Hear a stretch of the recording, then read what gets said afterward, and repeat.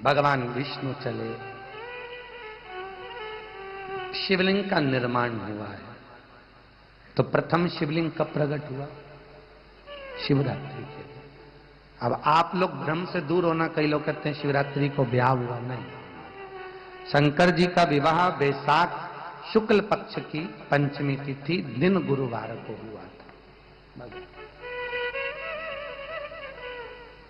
शिव का शिवलिंग का प्रागट्य हुआ है, भगवान का शिवलिंग प्रकट हुआ, बोले। और शिवलिंग के पूजन का जो प्रमाण है, शंकर के शिवलिंग का जो स्तवन है, एक उज्जैनी नगरी में चंद्रसेन नाम के एक राजा हुआ। क्या नाम था उनका? चंद्रसेन। चंद्रसेन जी का नियम था, एक मिट्टी का शिवलिंग बनाते थे, उसकी पूजन करते थे, विसर्जन करते थे। शंकर मंदिर में प्रतिदिन दर्शन करने जाते, दर्शन कर कर वापिस लौट कर आते। आज जैसे भगवान विष्णु के दरवाजे के द्वारपाल होते हैं जय और विजय, उसी तरह शंकर भगवान के दरवाजे के द्वारपाल होते हैं मणिभद्र। क्या नाम था? मणिभद्र। यदि किसी को मणि की अगर जरूरत पड़ती थी, रत्नों की जरूरत पड़ती है, आभूषणों की जरूरत पड़ती है, बहुत ध्यान देंगे महाराज, अगर किसी की रकम, किसी का ज्वेलरी अगर कहीं गिरवे भी रखी होती है, तो मणिभद्र के नाम से शिवजी के सामने मात्र दिया लगा देने से रकम जो गिरवे रखी है वो छूट कर आ जाती है। हमारा याद करिए नरसिंह मेहता का चरित्र। आप लोगों ने तो नानी भाई का मायरा सुना है, तो नरसिंह मेहता के चरित्र में आप अगर स्मरण करेंगे तो एक वैश्या ने आकर नरसिंह जी से धन उधार मांगा था, पैसा, और नरसिंह जी ने अपनी राख केदार गिरवे रख दी थी। सांवरिया को बुलाया नरसिंह जी ने, यह बात की बातें, पर अगर नानी भाई के मायरे को अगर आपने अच्छे से पढ़ा होगा तो उसमें स्पष्ट किया, नरसिंह जी ने पहले उस शंकर को याद करा जिसने सांवरिया सेठ से मिलाया था। शंकर हर जगह पर। भगवान कृष्ण का चरित्र उठाकर देखना, पूतना जब दूध पिला रही थी भगवान को, तब भगवान ने दूध पिया था, इसलिए पूतना को मां कहा गया था। भागवत जी में सुना होगा, जब पूतना ने विष दिया भगवान को पीने को, तो भगवान कृष्ण को लगा कि विष कौन पिएगा,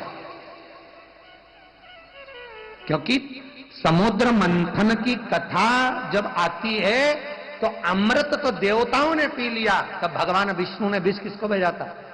शंकर भगवान, महादेव को, शिव। तो भागवत कहती है जब विष पीने का समय आया भगवान कृष्ण का, पूतना ने पहले दूध दिया, तो दूध पिया भगवान ने, अमृत तुल्य दूध को पी गए भगवान कृष्ण।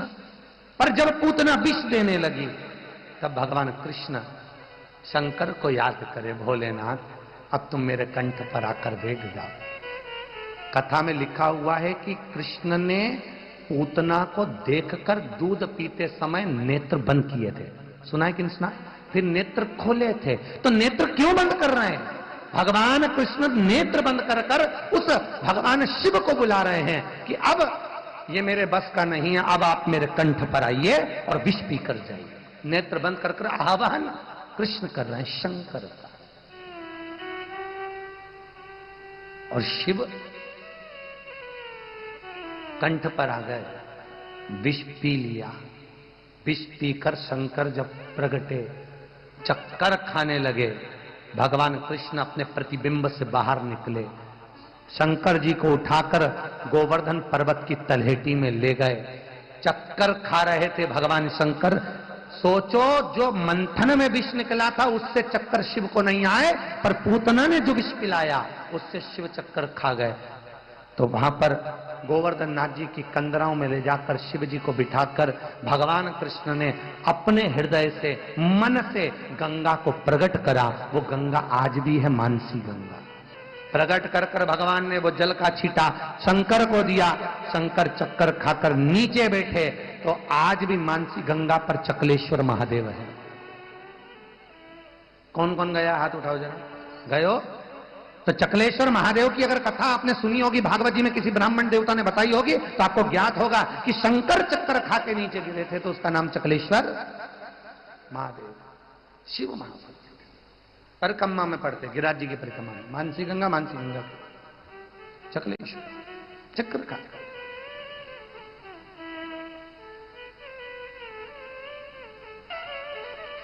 चंद्रसेन शिवलिंग की पूजन करता है, मंदिर जाता है और मंदिर की चौखट पर भगवान का भजन।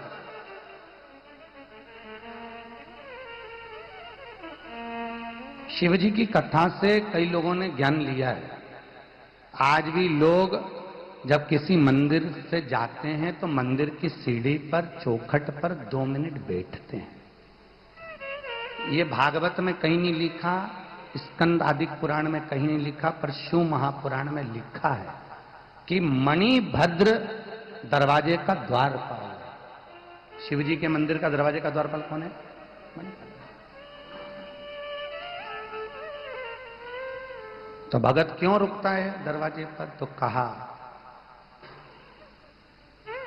भगवान की चौखट पर जो आया, देखो जय विजय की गारंटी हम नहीं लेते, क्योंकि जय विजय की दरवाजे के द्वारपाल थे भगवान विष्णु के, और सनत कुमार सनकादि ऋषि अंदर आए तो नहीं जाने दिया। सारे देवी देवताओं के मंदिर में एक समय सरणी होती है कि इतनी बजे से इतनी बजे तक मंदिर होगा, इतनी बजे से इतनी बजे तक जाइए, इतनी बजे से इतनी बजे तक दर्शन करिए। शंकर जी की कोई समय श्रेणी नहीं है। किसी ने शंकर जी से पूछा तुम्हारे यहाँ आने वाले का कोई समय निश्चित नहीं है? शंकर भगवान बोले शमशान में आने वालों का समय कहां से निश्चित होगा? शमशान में मुहूर्त से कौन आता है?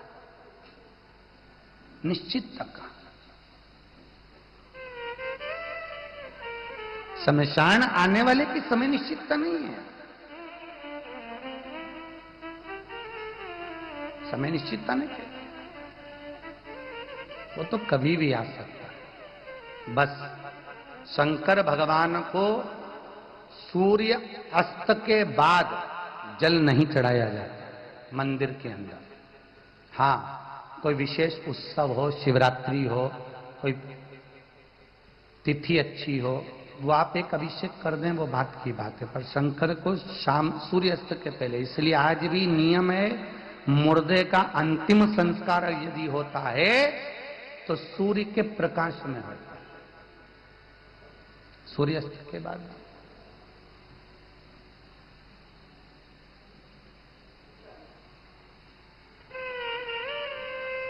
सूर्यास्त के बाद नहीं है।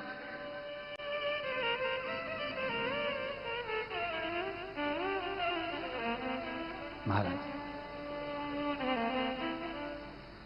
अब शिव की जो आराधना है, शंकर का जो अभिषेक है, शंकर की जो पूजन है, वो दोपहर सूर्यास्त के पहले आप शिव का गुणगान करो, जल चढ़ाओ, खूब चढ़ाओ। कई मंदिरों में, हमारे यहाँ उज्जैन महाकाल में तो सवेरे के टाइम दोपहर के संग जल चढ़ जाता है। ओमकारेश्वर हुआ, ममलेश्वर हुआ, काशी विश्वनाथ हुए, यहाँ रात्रि में जल का प्रमाण नहीं। दोपहर में आप जाओ, खूब जल का अभिषेक करो, खूब जल चढ़ो। पर कोई विशेष उत्सव है, श्रावण महीना है, भगवान के प्रिय महीना है, तो वो बात दूसरी है। मणिभद्र दरवाजे का द्वारपाल है। कोई आता है, इसलिए आज भी हिंदू धर्म में लोग दरवाजे पे बैठते, किसी पुराण में नहीं, पर शिव पुराण में लिखा, और शिव पुराण का चरित्र आज तक लोग अपना रहे हैं। आज भी लोग जाते हैं मंदिर तो थोड़ी देर सीढ़ी पर बैठते हैं, दरवाजे पर बैठते। बच्चे पूछते हैं मम्मी यहाँ क्यों बैठा जाता है? तो शास्त्र कहता है, शिव पुराण कहती है, शंकर भगवान के दरवाजे के द्वारपाल मणिभद्र जी दरवाजे की चौखट पर खड़े होकर देखते हैं कौन मंदिर के द्वार पर बैठा है, कितना थका हुआ है, क्या मांग रहा है। मणिभद्र जी शिव के प्रिय गण है, इसलिए तुरंत कुबेर का खजाना खोलकर उसको लुटा देते हैं, खजाना खोल कर देते हैं। जल चढ़ाया आपने, बेलपत्री चढ़ाई आपने, कितना सुंदर लिखा है, बेलपत्री चढ़ाने का और जल चढ़ाने का एक नियम ध्यान दीजिएगा। पहले जो जल चढ़ता है वो आपको स्थान बताया ना गणेश जी का, वहां, फिर कार्तिकेय की जगह, फिर पार्वती की जो गोद है जिस पे शिवलिंग रखा है, पार्वती का कटी भाग जल वहां चढ़, वहां चढ़ने के बाद जल शिवलिंग पर, जलाधारी पर, वापिस निकलते निकलते नंदी का एक पैर जो ऊंचा है उस चरण के पास में, और फिर जाते जाते मंदिर की चौखट पर 2 बूंद पानी अवश्य डालना चाहिए। जल चढ़ाने का प्रमाण, अगर कोई कामना से चढ़ा रहे हो, हाँ वैसे तुम जल चढ़ाओ तो फिर शंकर जी को डायरेक्ट चढ़ाओ, पर कोई विशेष कामना है आपकी, मनवांचित कोई फल है, तो आप लोगों को मालूम होगा कई कई मंदिरों की चौखट पर स्वस्तिक बनाते हैं लोग, देखा होगा आप लोगों ने, स्वस्तिक बनाते हैं चौखट पर, सातिया बनाएंगे, उस पर अक्षत रखेंगे, या मंदिर की चौखट पर कुंकू लगा देंगे। उसका प्रमाण क्या है? तो उसका प्रमाण या मणिभद्र की कथा, मणिभद्र, हिंदू धर्म में भगवान की चौखट की पूजन की महत्वता है, पर हिंदू धर्म में मंदिर के पीछे दीवाल पे सिर भड़कने की प्रामाणिकता नहीं है।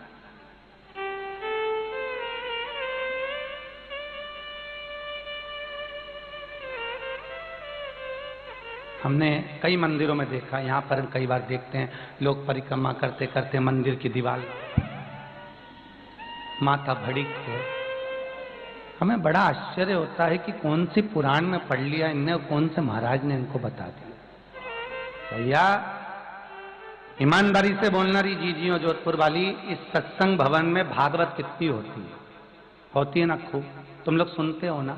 भागवत में चरित्र आता है, आप लोगों ने सुना होगा, भगवान युद्ध का मैदान छोड़कर भागे कालियावन को देखकर, बोलो भागे कि नहीं भागे? दाऊद जी ने पूछा कृष्ण तो क्यों भग रहा है? तो कृष्ण कहते हैं ये ब्राह्मणों की सेना खड़ी है, इनको देखकर नहीं भग रहा, क्योंकि मैंने अपने हाथों से रावण और कुंभकर्ण को भी मारा, ये इनको देखकर नहीं भग रहा, तो फिर भाग क्यों रहा है? कृष्ण कहते हैं दाऊद दादा, सामने जो खड़ा है वो कालियावन है, तो ये कालियावन क्या कर लेगा तेरा? मेरा कुछ नहीं कर सकता दाऊद दादा, पर ये कालियावन राक्षस है, पर इसने जिंदगी में इतना दान करा, पुण्य करा, सत्कर्म करा कि राक्षस पद तो नीचे है पर दान पुण्य ऊपर है, और जब तक इसका पुण्य, दान, उपवास समाप्त नहीं हो जाते तब तक ये मरने वाला नहीं है। तो मालूम है कि ये मरेगा ही नहीं, तो इससे माथा कौन भिड़ा? तो फिर क्या करना है? भागो, मेरे को भागने दे। तो भागने से क्या होगा? भगवान कहते हैं पीछे कभी प्रणाम नहीं करना चाहिए, क्योंकि भगवान की पीठ के पीछे अधर्म का निवास होता है, वहां हमारा उपवास, दान, पुण्य, सत्कर्म सब नष्ट हो जाता है अगर हम प्रणाम करते हैं। पर कई कई संत इतने विद्वान होते हैं कि वो देख लेते हैं कि मंदिर के पीछे लोग प्रणाम कर रहे हैं, तो बेचारे संत करुणा करके फोटो चिपका देते कि इसको कर लो। तो आजकल मंदिरों के पीछे लोग मूर्ति बना देते हैं कि इनको प्रणाम कर लो, क्योंकि तुम मानने वाले तो हो नहीं। एक ने करा, दूसरा करा, दूसरे को देख के तीसरा करा, तीसरे को देख के चौथा करा, चौथे को देख के पांचवा करा, देखा देखी में काम बिगड़ा। होता है, लोगों की आदत रहती है। बच्चे एक के पीछे एक बैठे, लिखने को आ गया दिल्ली की सबसे बड़ी मीनार का नाम लिखो एग्जाम में। बच्चे ने आगे वाले ने लिख दिया दिल्ली में कुतुब मीनार है, पीछे वाले ने आगे वाले का देख के लिख दिया दिल्ली में कुतिया बीमार है। देखा देखी में तो दुनिया के काम बिगड़ रहे हैं, लगे हैं लोग। एक ने करा वैसा दूसरा, दूसरे ने करा तीसरा, तीसरे ने करा चौथा, और जो करने की चीज है वो बिल्कुल नहीं करी, और जो ढोंग और प्रपंच का वो कर दिया। शंकर जी को ढोंग प्रपंच तो पसंद ही नहीं है। शंकर की कथा तो सिंपल है, सीधी, एक लोटा पानी चढ़ाओ, 3 बार ताली बजाओ, बम बम बोलो, घर चले जाओ, बहुत है। खुद जपने की जरूरत नहीं। सबके मंदिर में बैठने की जगह होती है, राम जी का हो, कृष्ण जी का हो, देवी जी का हो, सबके मंदिर में बैठने की जगह होती है। शंकर जी के मंदिर में कभी बैठने की जगह नहीं होती। शंकर जी से पूछा तुम्हारे मंदिर में बैठने की जगह क्यों नहीं है? शंकर भगवान बोले हम जिसके भजन में लगे तुम भी लग जाओ, इसलिए सब लोग जाते पानी ढोल के इतना जाते कि साड़ी बचा के तो जल चढ़ाना पड़ता। बैठोगे कहाँ? काय को बैठ के टाइम बर्बाद कर रहे हो? घर जाओ ना, काय को बैठे मेरे पास में? मेरे को भी एकांत पसंद, तुम भी एकांत करो, चलो निकले। सारे देवताओं के मंदिर में बैठने की जगह शंकर जी के पास में इतना पानी पड़ा रहे कि बैठने की जगह ही नहीं मिले, कहां बैठे? शंकर जी बोले फालतू का टाइम बर्बाद करे, 2 घंटे तक माला लेके बैठी रहे।